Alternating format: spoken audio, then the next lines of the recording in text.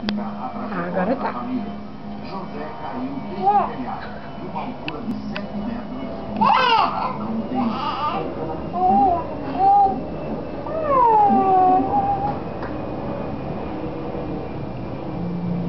Tem sequelas neurológicas.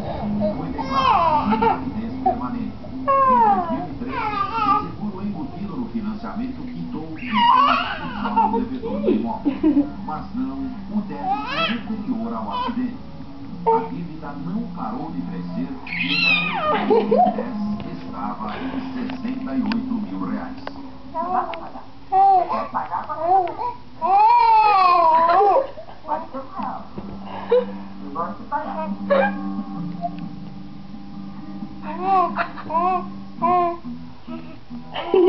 Hoje não é mais a Caixa Econômica Valina e José.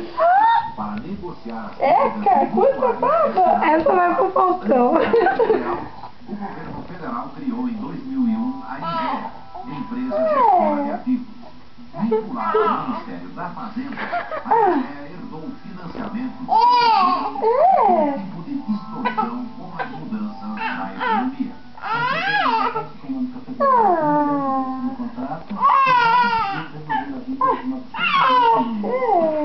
A conciliação tem sido uma grande aliada no projeto. E um acordo é tudo o que Durvalina deseja. Eu nunca me dou com merecida por nada, né? Pode ver. Eu não me dou com merecida. Nós vamos até o fim. Ai, te beijo. Te beijo. Acontece no Tribunal Regional Federal, na Avenida Paulista.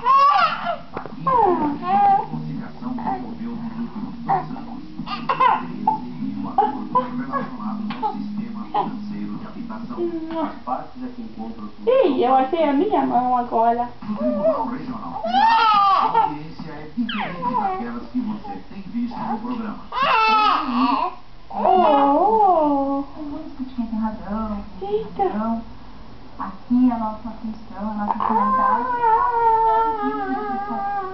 finalidade da melhor forma possível e que seja resolvido. O representante da IGEA, que atualmente administra o contrato do casal, faz uma proposta para quitar à vista a dívida de R$68.000. Corresponde exatamente a R$31.760. Um desconto de mais de 50%. Pagando em 5 anos, os juros elevam o valor para R$42. Chega, né? A lapadinha chega.